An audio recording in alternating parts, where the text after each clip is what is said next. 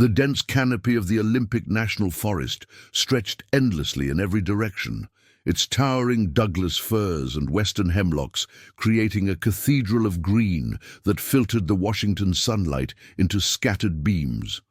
It was here, in September 2009, that 8-year-old Danny Reeves vanished without a trace during what should have been a simple family camping trip. His parents, Mike and Linda Reeves from Spokane, had brought their 3 children to the Hoh River area for Labor Day weekend, a tradition they'd maintained for 5 years running. Danny had been playing near their campsite with his older sister Emma and younger brother Tyler when he simply disappeared. One moment he was there, laughing as he tried to skip stones across the shallow creek, and the next he was gone. The forest seemed to have swallowed him whole, leaving behind only his red baseball cap caught on a low-hanging branch and questions that would haunt his family for 14 long years. Before we continue with Danny's incredible story, we'd love to have you join our community of mystery enthusiasts. Please subscribe to our channel and let us know in the comments where you're watching from. We love connecting with viewers from around the world who share our fascination with these extraordinary cases. The initial search effort was massive. Over 200 volunteers, including experienced hikers, local law enforcement, and search and rescue teams from 3 counties, combed through nearly 50 square miles of wilderness. Bloodhounds picked up Danny's scent, but lost it at a rocky outcropping about half a mile from the campsite. Helicopters with thermal imaging equipment flew grid patterns for days, while ground teams pushed deeper into areas where no 8-year-old should have been able to reach alone. Mike Reeves, a construction foreman with calloused hands and a methodical mind, refused to leave the forest even after the official search was called off after 2 weeks. He took unpaid leave from work and spent another month camping in the area, following every deer trail and examining every fallen log. His wife, Linda, an elementary school teacher with gentle eyes that now held permanent worry lines, distributed thousands of flyers throughout Washington state. Her hope gradually transformed into a desperate determination that bordered on obsession, driving her to contact psychics, private investigators, and anyone who claimed they might help find her missing son. The theories multiplied as the months passed without any trace of Danny. Some believed he had fallen into one of the area's many hidden ravines or underground cave systems that honeycombed the Olympic Peninsula. Others suggested he might have been taken by someone who knew the forest well enough to avoid detection during the massive search operation. The most painful possibility, whispered in hushed tones but never spoken aloud by the family, was that a mountain lion or black bear had carried him away, though no evidence of an animal attack was ever found, despite extensive examination of the area. Detective Rachel Martinez of the Jefferson County Sheriff's Department became the lead investigator, and she approached the case with the thoroughness that had made her reputation. A former military police officer with 10 years of experience in missing persons cases, Martinez interviewed every camper who had been in the area that weekend, tracked down reports of suspicious vehicles on the forest roads, and even investigated a registered sex offender who had been camping 15 miles away. She coordinated with the FBI's Child Abduction Rapid Deployment Team and worked with behavioral analysts to develop profiles of potential suspects. Every lead, no matter how promising, dissolved into nothing. The Reeves family's marriage nearly shattered under the weight of their loss. Mike blamed himself for not watching more carefully, replaying those final moments when Danny had been skipping stones while he helped Linda prepare lunch. Linda struggled with survivor's guilt that intensified every time she looked at Emma and Tyler, wondering why Danny had been taken while her other children remained safe. They attended grief counseling sessions that felt hollow and meaningless, joined support groups for families of missing children where they met others trapped in the same nightmare of uncertainty, and learned to navigate the particular hell of not knowing whether to mourn their son or maintain hope for his return. Emma, who had been 10 when her brother disappeared, threw herself into schoolwork and extracurricular activities as a way of coping with the chaos that had consumed her family. She became fiercely protective of 5-year-old Tyler, often taking on maternal responsibilities when Linda was too consumed with searching for Danny to focus on her remaining children. Tyler, too young to fully understand what had happened, would ask when Danny was coming home and whether they could play together soon, questions that left his parents speechless and heartbroken. Years passed with agonizing slowness. Each birthday, each Christmas, each anniversary of Danny's disappearance brought fresh waves of grief and the crushing realization that their little boy was growing up somewhere without them, if he was still alive at all. Detective Martinez never gave up on the case, even as other investigations demanded her attention, and her superiors suggested it might be time to scale back the search efforts. She kept Danny's school picture on her desk throughout her career, that gap-toothed smile and unruly brown hair serving as a constant reminder of the case that had become personal for her in a way that few others had. The breakthrough came on a rain-soaked Tuesday morning in March 2023, when Park Ranger Carlos Rodriguez was conducting routine trail maintenance in a remote section of the Quinault River drainage. The area was nearly 20 miles from where Danny had disappeared, accessible only by a series of unmarked logging roads and game trails that required serious hiking experience to navigate safely. Rodriguez, a 20-year veteran of the Park Service who knew the Olympic wilderness better than most, was clearing fallen branches from a seldom-used trail when he heard voices coming from what appeared to be impenetrable undergrowth. Following the sounds through walls of salmonberry and vine maple, Rodriguez discovered a small clearing that wasn't marked on any official map. The hidden space felt almost magical, surrounded by ancient cedar trees and carpeted with soft moss. In the center stood a weathered lean-to shelter constructed from forest debris with surprising skill and attention to detail. Beside it sat a young man who appeared to be in his early 20s, thin but healthy-looking, dressed in layers of mismatched clothing that had been patched and repatched countless times over the years. What stopped Rodriguez in his tracks wasn't the man's appearance, but his reaction to being discovered. Instead of surprise, alarm, or the wariness one might expect from someone living as a hermit in the wilderness, the young man simply looked up with curious, childlike eyes and asked in a voice filled with innocent wonder, "Are you here to play?" His voice carried the inflection and vocabulary of someone much younger, and when Rodriguez gently asked his name, the man paused for a long moment, his brow furrowed in concentration, before answering with uncertainty, I think it starts with a D. Danny, maybe?" Rodriguez immediately radioed for backup, his years of training telling him he had stumbled onto something extraordinary and potentially dangerous. Within hours, the peaceful clearing filled with law enforcement officers, paramedics, social workers, and FBI agents who had been called in due to the possibility that this might be connected to a missing person case. The young man, who seemed confused but not frightened by all the attention, was gently transported to Olympic Medical Center in Port Angeles for evaluation and medical care.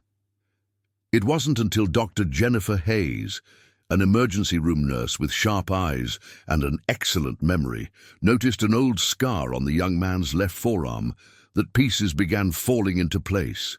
The distinctive crescent-shaped mark matched perfectly with medical records from a bicycle accident that 8-year-old Danny Reeves had suffered just months before his disappearance. The scar, combined with other identifying features and childhood medical records, provided enough evidence for authorities to order DNA testing that would either confirm their incredible suspicion or rule out what seemed like an impossible coincidence. The DNA test results arrived 48 hours later, and they were conclusive beyond any doubt. The young man living alone in the Olympic wilderness was indeed Danny Reeves, now 22 years old, but mentally and emotionally frozen at the age he had been when he vanished 14 years earlier. Doctor. Patricia Lindstrom, the psychiatrist assigned to his case, had 3 decades of experience treating trauma victims and individuals with developmental disabilities, but she had never encountered anything quite like Danny's unique condition. Danny retained fragments of memories from before his disappearance. He knew his name was Danny, remembered having a sister named Emma and a brother whose name he couldn't quite recall, but whose face appeared in fleeting mental images. He could describe his parents' house in Spokane with remarkable accuracy, down to the color of his bedroom walls and the location of his favorite toys. However, he had no coherent recollection of the 14 years that had passed since he walked away from his family's campsite that fateful September morning. No understanding that time had moved forward, and no awareness that he was now a grown man in a child's mind. When Mike and Linda Reeves received the phone call that would change their lives forever, Linda collapsed to her kitchen floor, overwhelmed by emotions she had spent years learning to suppress and compartmentalize. The words seemed impossible, surreal, like something from a dream or a cruel joke that someone might play on a family that had already suffered beyond measure. Mike drove to Port Angeles through a haze of shock and disbelief, unable to process the possibility that his little boy might actually be alive after all these years of uncertainty and gradual acceptance of loss. The reunion was both the most joyful and most heartbreaking moment of their lives. Danny recognized his parents immediately, his face lighting up with genuine happiness at seeing them again, but he seemed puzzled and concerned by how much they had aged.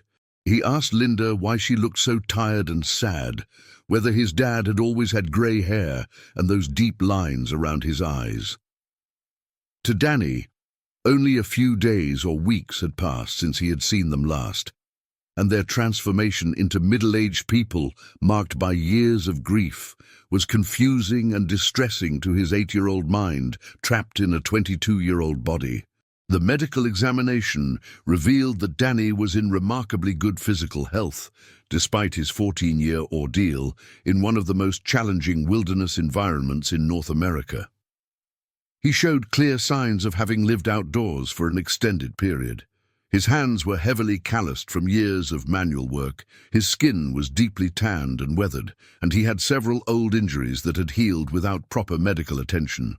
However, most mysteriously and encouragingly, he appeared to have been well cared for, at least during his early years in the forest. His teeth, while not perfect, showed evidence of basic dental care that had continued for several years after his disappearance. Old vaccination marks on his arms suggested that someone had ensured he received at least some medical attention during his childhood years in the wilderness. His nutrition, while not optimal, had been sufficient to support normal physical growth and development. Most telling of all, he showed none of the severe malnutrition, disease, or injury that would be expected from a child who had survived alone in the wilderness from age 8 onward. The investigation into Danny's missing years began immediately with a joint task force, including FBI agents who specialized in cases involving missing children, local law enforcement from multiple jurisdictions, and specialists in wilderness survival and psychology. Danny's accounts of his time in the forest were fragmented, dreamlike, and often contradictory, making it difficult to piece together a coherent timeline of events or understand exactly what had happened to him during those lost 14 years. He spoke consistently of being cared for by someone he called the Forest Man, a person whose face he couldn't clearly recall, but who had become the central figure in his survival story. This mysterious caretaker had apparently taught Danny essential wilderness skills, including how to find edible plants and roots, how to catch fish using primitive traps made from branches and stones, how to build waterproof shelters that could withstand the region's harsh winter storms, and how to read weather patterns to avoid dangerous conditions that could prove fatal in the deep wilderness. The forest man had also taught Danny more complex survival skills that suggested extensive knowledge and experience. He had learned to preserve meat and fish for winter storage, to identify and treat common injuries and illnesses using forest plants and natural remedies, and to create tools and weapons from materials found in nature. Most importantly and most mysteriously, Danny had been taught to hide from hikers and park rangers, to never approach roads or buildings, and to consider the deep forest his only safe home, as if his caretaker had deliberately isolated him from any possibility of rescue or return to civilization. Federal agents and local law enforcement scoured the area where Danny had been found, discovering extensive evidence of long-term human habitation that told the story of years spent in careful hiding.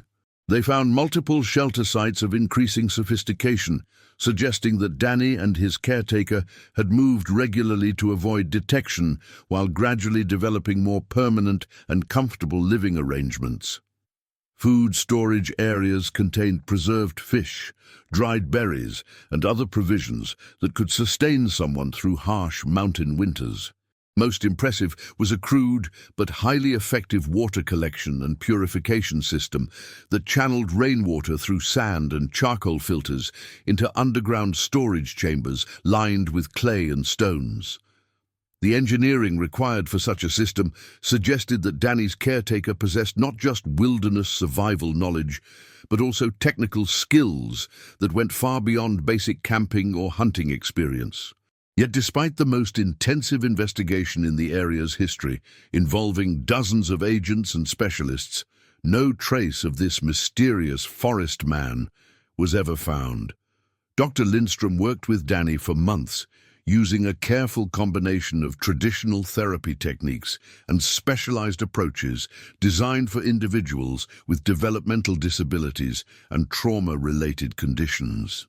The sessions, conducted in comfortable settings that didn't remind Danny of medical or institutional environments, gradually revealed a complex picture of a boy who had been kept safe and relatively healthy, but completely isolated from normal human contact except for his enigmatic caretaker. Danny spoke in simple, childlike language about learning to weave baskets from cedar bark, a skill that required patience and dexterity that most 8-year-olds wouldn't possess. He described being taught to identify dozens of edible plants, mushrooms, and roots, knowledge that represented years of careful instruction and hands-on learning. He remembered spending long, dark winter months in underground shelters that were surprisingly warm and dry, heated by carefully designed fire systems that didn't produce visible smoke that might attract unwanted attention from search parties or park rangers. His caretaker, whom Danny remembered with obvious affection, despite his inability to clearly visualize the man's face, had told him stories about faraway places and different times, had sung him songs that Danny couldn't quite remember, but that had comforted him during frightening thunderstorms and the long, lonely nights of mountain winters. The forest man had been both teacher and protector, father figure and fellow exile, sharing Danny's isolation while ensuring his survival and basic education in a world that existed completely outside normal civilization. The psychological evaluation revealed that Danny's mental and emotional development had essentially frozen at age 8, a condition that Dr. Lindstrom attributed to the severe trauma of his initial disappearance, combined with years of social isolation that prevented normal cognitive and emotional growth. While his body had aged and developed normally, reaching full adult height and physical maturity, his mind remained locked in childhood, unable to process abstract concepts like the passage of time or his own aging. He displayed no understanding of technology that had developed since 2009, was confused and frightened by smartphones and tablets, and seemed genuinely bewildered by the concept that 14 years had passed since he had last seen his family. To Danny, his disappearance felt like it had happened recently, maybe weeks or months ago, and the aged faces of his parents and siblings were disturbing evidence of something he couldn't understand or accept. Emma flew back from Los Angeles immediately upon hearing the news, taking an indefinite leave of absence from her marketing job to be with her family during Danny's reintegration into a world that had moved on without him. Now 24 and a successful professional, she faced the challenging task of reintroducing herself to a brother who remembered her as a 10-year-old girl, but now saw her as a complete stranger who claimed to be his sister. The reunion between the siblings was particularly poignant and complex.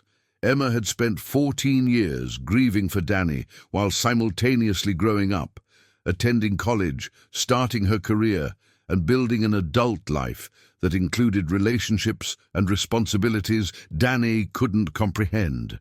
To him, she was an unfamiliar adult woman who knew things about his childhood that only his sister Emma should know, creating confusion and anxiety that required careful management by Dr.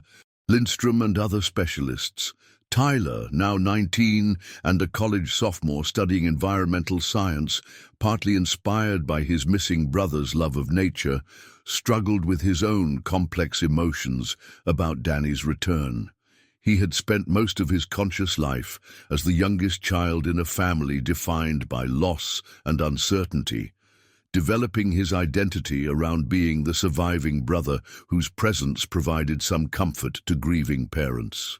Danny's return meant readjusting to family dynamics that had been frozen for over a decade, while also connecting with a brother he barely remembered, but whose absence had shaped his entire childhood and adolescent development. The media attention was immediate, overwhelming, and relentless in ways that the family had not anticipated, despite their years of experience with periodic coverage of Danny's disappearance. News crews from across the country and around the world descended on Port Angeles, transforming the small Olympic Peninsula community into a circus of reporters, camera operators, and curiosity seekers hoping for a glimpse of the man who had survived alone in the wilderness for 14 years. The story of Danny Reeves became international news within hours of the official confirmation of his identity, capturing imaginations and hearts across the globe.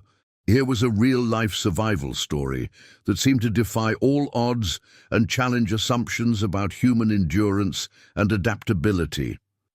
Social media exploded with theories, speculation, and debates about how such a thing could be possible, while news organizations competed for exclusive interviews and access to the family. Mike and Linda Reeves, working through their attorney, requested privacy during Danny's recovery and reintegration period, but the public fascination with the case made any semblance of normal life impossible. They were forced to hire security and move Danny to an undisclosed location to protect him from the constant attention and to give him space to begin the long process of adjustment without the added stress of public scrutiny. Theories about Danny's missing years proliferated on social media and internet forums, ranging from reasonable speculation about hermits and survivalists who might have cared for him to wild conspiracy theories involving government experiments, alien abduction, time travel, and secret military programs.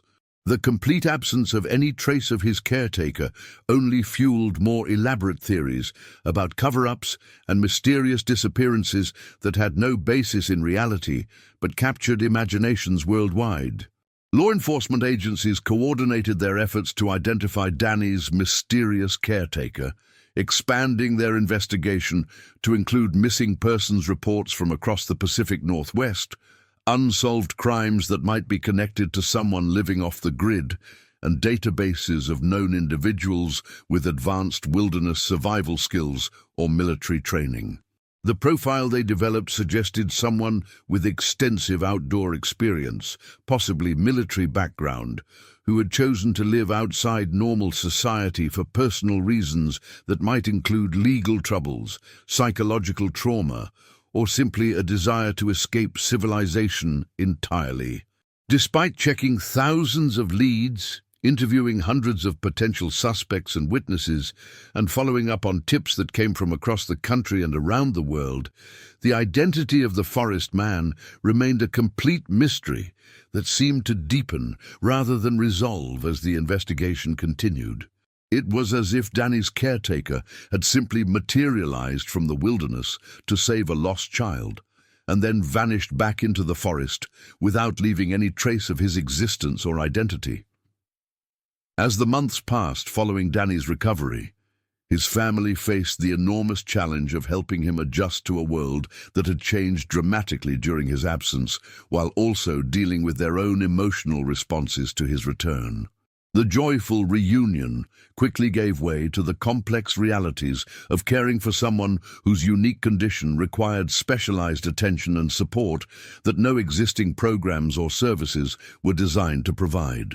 Simple tasks that any adult should be able to handle independently, using modern appliances, understanding current events, interacting appropriately with strangers, navigating social situations, required patient teaching and constant support from family members who were themselves struggling to understand and accept Danny's condition. The boy who had vanished in 2009 was trying to function in a world of social media, smartphones, streaming services, and cultural references that were completely foreign and often frightening to him.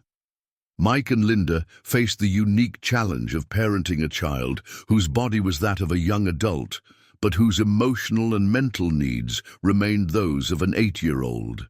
They had to child-proof their home again, establish routines and boundaries appropriate for Danny's mental age while respecting his physical maturity, and somehow bridge the gap between the little boy they had lost and the young man who had returned to them with such profound differences from the child they remembered.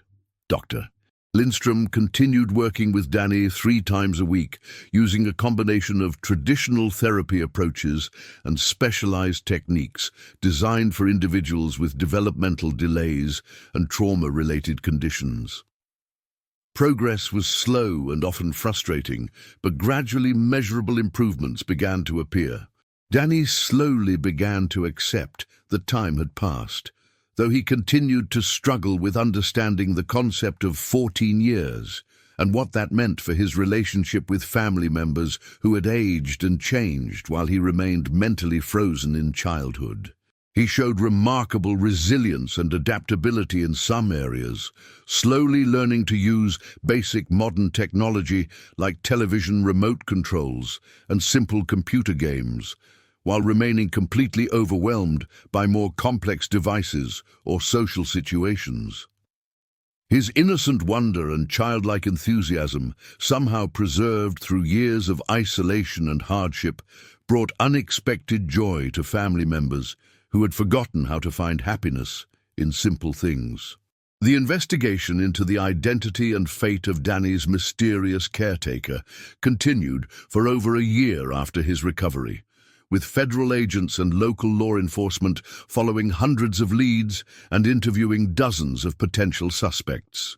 They investigated hermits and survivalists known to live in remote areas of the Pacific Northwest, military veterans struggling with PTSD who might have retreated to the wilderness, and individuals who had disappeared around the same time as Danny and might have encountered him in the forest. One particularly promising lead involved a former Army Ranger named Robert Hayes, who had been reported missing in early 2010, approximately 6 months after Danny's disappearance.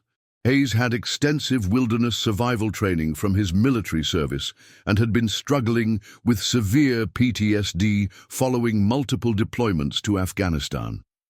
His family reported that he had spoken about wanting to disappear into the mountains and live off the land before he vanished from his apartment in Tacoma, leaving behind only a note saying he needed to find peace in nature. However, despite intensive investigation that included searching areas where Hayes might have established camps and interviewing everyone who had known him, no concrete connection between Hayes and Danny could be established.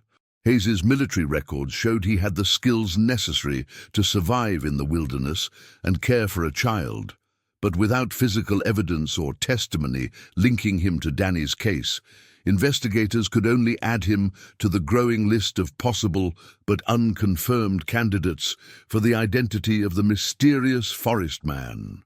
The search expanded to include examination of old military installations, abandoned logging camps, remote cabins, and any other structures in the Olympic Peninsula region that might have provided shelter for someone living off the grid with a young child. Satellite imagery was analyzed to identify possible campsites or clearings that weren't present on older maps, and ground teams investigated dozens of locations that seemed promising but ultimately yielded no useful evidence. Dr. Lindstrom's continued work with Danny gradually revealed more details about his years in the wilderness, though many of his memories remained fragmented and dreamlike, making it difficult to construct a reliable timeline or gather useful investigative information. He described learning to weave baskets from cedar bark with surprising skill for someone his mental age, being taught to identify dozens of edible plants and mushrooms that grew in different seasons, and spending long winter months in elaborate underground shelters that were warm, dry, and surprisingly comfortable. His descriptions of the forest man became more detailed over time, though still frustratingly vague about identifying features. Danny remembered him as a sad but kind person, with grey hair and gentle hands that were scarred from years of outdoor work. The man had told Danny stories about places far from the forest, had sung him songs in a language that might have been Spanish or possibly another foreign language, and had taught him simple prayers or meditations that helped calm his fears during thunderstorms and dark nights. Most heartbreaking was Danny's gradual recollection that his caretaker had deliberately prepared him for eventual solitude. In what Danny remembered as their final months together, the forest man had become increasingly insistent that Danny learn to survive completely independently. He had forced Danny to practice finding his own food, building his own shelters, and caring for himself without any assistance, as if he knew he wouldn't be able to continue caring for the boy much longer. Danny's memories of his caretaker's final disappearance were particularly painful and confusing. He remembered the man becoming quieter and more distant, spending long periods sitting alone and staring into the forest with an expression of deep sadness. Then one morning, Danny simply woke up to find himself alone, with no trace of his caretaker except for a carefully prepared cache of preserved food and a carved wooden figure of a bear that Danny had treasured throughout his remaining years of solitude. The FBI's behavioral analysts, working with Dr.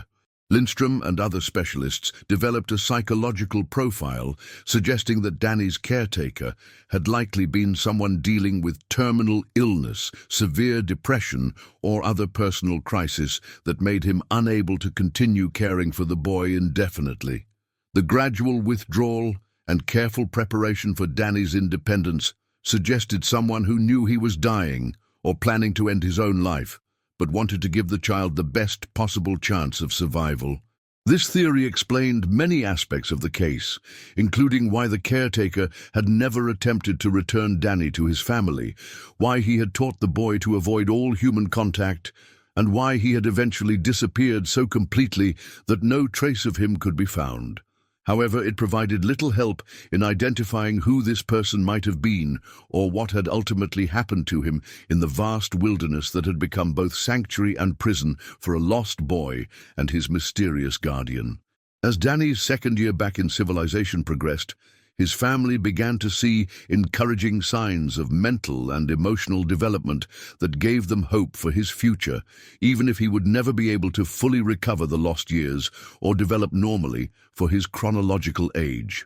While his core personality remained that of an 8-year-old child, he showed remarkable intelligence and curiosity about the world around him that suggested his mind was capable of growth and learning, despite his unique condition. He learned to read more complex books than would typically interest a child his mental age, developed a passionate interest in nature documentaries that connected with his years of wilderness experience, and began to form tentative friendships with other young adults in therapeutic and social settings specifically designed for individuals with developmental disabilities. His innocent perspective and genuine kindness made him popular with both staff and participants in these programs, though his unusual background continued to make him a unique case that required specialized attention. Emma's decision to dedicate herself to Danny's care and reintegration had unexpected positive effects on her own life and career direction. Working with her brother revealed talents and interests she hadn't known she possessed, and she began studying to become a certified therapeutic recreation specialist with a focus on working with individuals who had experienced severe trauma or developmental delays. Her personal experience with Danny gave her unique insights into the challenges faced by both patients and families dealing with complex disabilities and the long-term effects of trauma. Tyler gradually developed his own meaningful relationship with Danny, finding that his brother's childlike enthusiasm for simple pleasures helped him rediscover joy in activities and experiences he had previously taken for granted. They began taking weekly hiking trips together, with Tyler serving as both protector and student as Danny shared the extensive wilderness knowledge he had acquired during his years of survival. These expeditions became important bonding experiences that helped both brothers heal from the trauma of their family's 14-year separation. The public continued to follow Danny's story with intense interest, and the family received thousands of letters, emails, and social media messages from people around the world expressing support, sharing their own stories of loss and recovery, and offering help in various forms. Several documentary filmmakers and authors approached the family about telling Danny's story in books or films, though Mike and Linda remained protective of their son's privacy and declined most requests for extensive media access, preferring to focus on his recovery rather than public attention. The mystery of Danny's survival continued to fascinate researchers, survival experts, and psychologists who studied his case for insights into human adaptability, resilience, and the effects of extreme isolation on development. The fact that a child had not only survived, but maintained his basic humanity and capacity for love and trust, despite over a decade in one of the most challenging wilderness environments in North America, challenged many assumptions about human limitations and the importance of social connection for normal psychological development. Dr. Lindstrom published several carefully anonymized papers about Danny's case that contributed to the scientific understanding of trauma, isolation, and developmental delays, while meticulously protecting his identity and privacy in academic contexts. Her work suggested that Danny's survival and relatively positive psychological condition had been possible only because of the initial care, protection, and education provided by his mysterious caretaker, but that his subsequent years of complete isolation had created a unique psychological profile that might never be fully understood by conventional therapeutic approaches. The case officially remained open in FBI files, though active investigation had been scaled back significantly as leads were exhausted and the trail grew cold. The Bureau maintained a substantial reward for information leading to the identification of Danny's caretaker, and tips continued to arrive sporadically from amateur investigators, psychics, and people who claimed to have information about hermits or missing persons who might be connected to the case. Some veteran investigators privately believed that the mystery might never be solved, that Danny's caretaker had taken his secrets with him into death somewhere in the vast wilderness of the Olympic Mountains. Danny himself seemed largely uninterested in the ongoing mystery surrounding his missing years, a perspective that Dr. Lindstrom and other specialists encouraged as psychologically healthy. When asked about his caretaker or pressed for details that might help identify the forest man, Danny would simply say that his friend had been nice and had taken good care of him, then redirect conversation to more immediate concerns, like what they were having for dinner or whether he could sleep outside in his tent that night. This focus on the present, rather than the traumatic or confusing past, seemed to be a natural protective mechanism that allowed him to embrace his second chance at life with his family. As the third anniversary of Danny's recovery approached, the Reeves family had established new routines, traditions, and expectations that accommodated his unique needs while helping him continue to develop and grow within his limitations. They celebrated not just his original birthday, but also what they called his found day, the anniversary of Ranger Rodriguez's discovery of him in the hidden clearing. These celebrations were quiet family affairs that focused on gratitude, love, and the miracle of their reunion, rather than the unanswered questions that still surrounded Danny's incredible survival story. The transformation in the Reeves family was profound and ongoing, representing not just Danny's return, but their collective journey toward healing, acceptance, and redefined relationships. What had begun as the worst tragedy any family could imagine had evolved into a complex story of loss, survival, hope, and the challenging but rewarding process of rebuilding bonds that had been frozen in time. They had learned to celebrate small victories and find joy in simple moments, while supporting each other through the ongoing challenges of Danny's reintegration into a world that had moved forward without him. Mike returned to his construction business with a new perspective on what truly mattered in life, often telling co-workers and clients that no building project could compare in importance to the foundation of family love that had survived 14 years of uncertainty and loss. Linda went back to teaching with renewed passion, finding that her experience with Danny gave her special insight into working with children who faced developmental or emotional challenges. Both parents had learned to balance hope with realism, celebrating Danny's progress while accepting that he would always need their protection and support. The case of Danny Reeves became a touchstone for discussions about missing children, wilderness survival, family resilience, and the remarkable adaptability of the human spirit. His story offered hope to families of missing persons around the world, while highlighting the complex realities faced by survivors of extreme trauma and isolation. Most importantly for the Reeves family, it represented the miraculous return of a son and brother they had never stopped loving, even when hope seemed impossible to maintain and the world had largely forgotten about a little boy who had vanished into the endless green of the Olympic wilderness. The Olympic National Forest remained a place of both stunning beauty and enduring mystery, its vast wilderness holding secrets that might never be revealed to human understanding.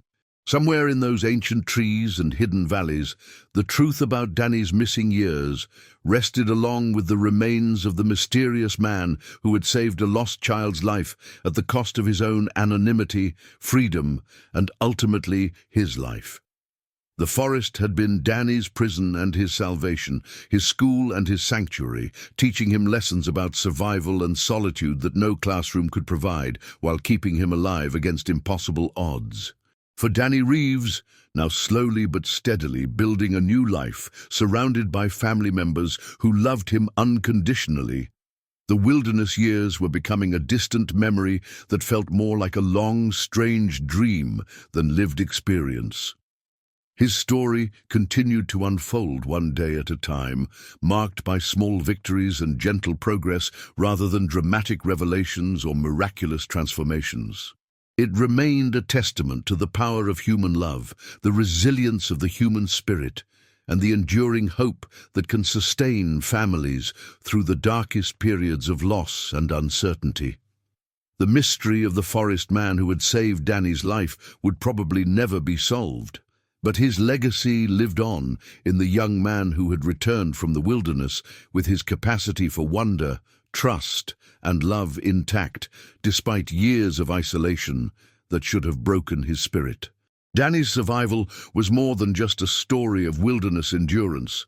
It was proof that human connection, even brief and mysterious, could provide the foundation for hope that lasted far beyond the presence of those who planted it. In a world often dominated by tragedy and loss, Danny Reeves represented the possibility of miracles, the power of never giving up hope, and the incredible strength that families could find when they refused to let go of love, even in the face of the impossible.